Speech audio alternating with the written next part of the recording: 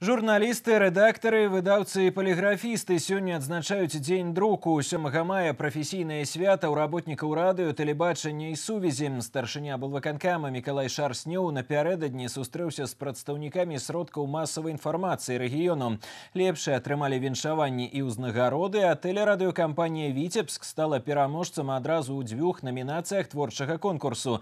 Лепшым творчым праектам прызнана праграма «Віцебскі веснік». Яна атрымала прэмію Францыска Скарыны, а лепшай тэлепраграмай Віцебскай вобласці і лаўрэатам прэміі «Віцязь» прызнаны тэлеканал «Беларусь-4 Віцебск». Юлія Устинова побывала на церемонии.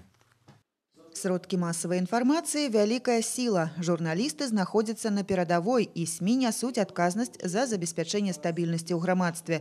Такое меркаванне выказаў старшыня Віцебскага аблвыканкама Мікалай Шарснёў на сустрэчы з прадстаўнікамі рэгіянальных і рэспубліканскіх СМІ, прысвечанай Дню друку, Дню работников радио, телебачения и связи.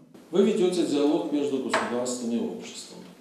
Информируете, просвещаете, воспитываете, оперативно освещаете происходящее в регионе, в республике события. Информационное пространство динамично меняется. Но качественная, профессиональная журналистика остается востребованной всегда, как и мастерство, культура печатного слова.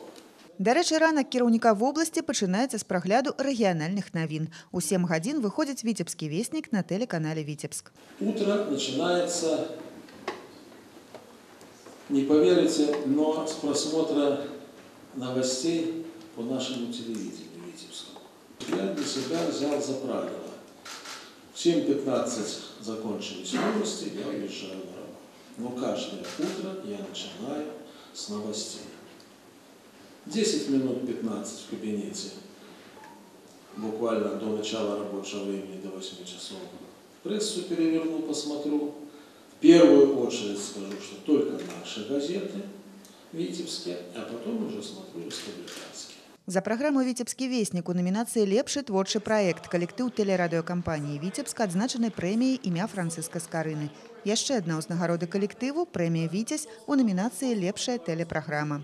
Сразу 2 награды в канун профессионального праздника. Для нас это, конечно, большой подарок. И я думаю, что это подарок для всего коллектива, потому что телевидение – это такая, удивительная вещь, когда зрители видят в кадре одного только человека, но на самом деле, чтобы программа вышла в эфир, работают десятки специалистов, профессионалов. Это и звукорежиссеры, режиссеры, монтажеры, техники. Огромное количество человек. Конечно, это общая наша награда. У номинации «Лепший друкаваны СМИ» сёлета адзначаны коллектив редакции витебских городских газет «Витьбичи» и «Вечерний Витебск». Чувствовать пульс жизни именно нашего города, нашего общества. И, конечно, готовить материалы актуальные. А что касается награды, я очень благодарна своему коллективу, потому что редактор, каким бы он умным не был, сколько бы пядей во лбу не было, он, конечно же, не вытянет газету. Поэтому коллектив мобильный, коллектив грамотный, профессиональный. За инициативную и творчую працу, неординарный подход до раскрытия тем, авторскую позицию журналисты и фотокорреспонденты адзначаны асабіста. У номинации «Лепшы молодый журналист» региональных СМИ, корреспондент редакции городской газеты «Новополоцк сегодня» Ганна Ободова. В городской газете «Новополоцк сегодня» я работаю 2 года. И за это время я поняла, что правильно выбрала профессию.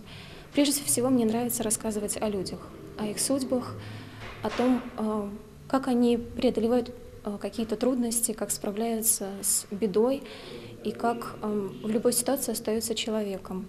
На телевидении один в поле не воин, поэтому, конечно же, будучи даже корреспондентом и написав очень хороший текст к сюжету, если не будет профессиональной съемки, профессионального монтажа, ничего не получится. Поэтому, безусловно, это награда всего коллектива.